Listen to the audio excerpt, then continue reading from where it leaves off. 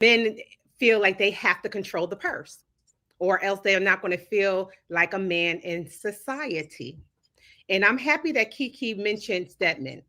One thing about Stedman that I like is that he is highly educated.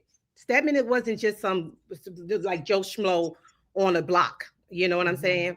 He was a highly educated man who is a professor in some universities. I think he travels and speaks and do all kinds of things. Mhm. He has his Mhm. own life.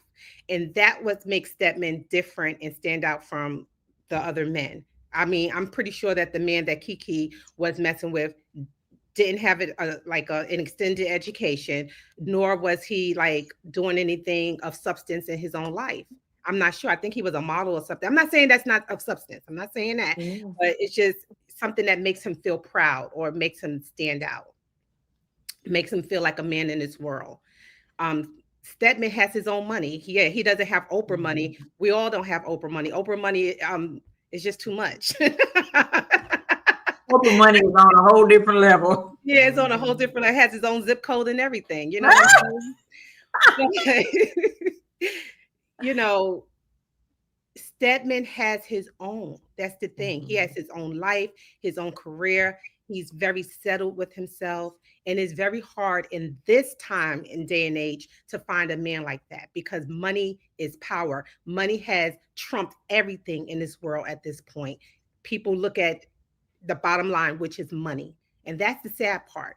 But love can exist without a financial balance. It's possible. I think it's possible, but here's my take on it. And I have a take on it because I've been in such a secure relationship for a very long time. My husband and I knew each other before we started dating, and then we started dating at the age of 19.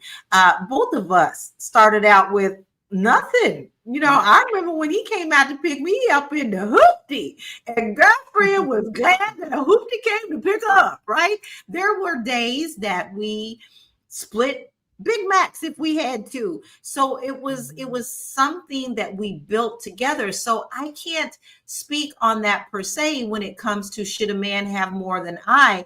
What I can only attest to and speak to is building together. But can you, okay, this is a great question for you, Minister Connie. What if I was willing to do that with someone? We had an agreement that we were going to build together. Is that something that you see as a possible thing? Because right now, what she's saying, he doesn't really have to have anything now, but there people are saying, no, you better be about my level or above. So is it all right? Do you think it would work if one of them was below, and we're saying the man, but you see the drive and you want to build together? How do Mhm. you view that? You just come together and build together. Right now, I have several businesses and I make more than my significant other, but he supports me and he brings what he can to the table. And and because he's a man of substance, I don't look down on him. I don't ask him about his money. He doesn't ask me about my money. So we're comfortable with one another. He doesn't ask me for anything, but he supports me. And when I need something, he gives it to me.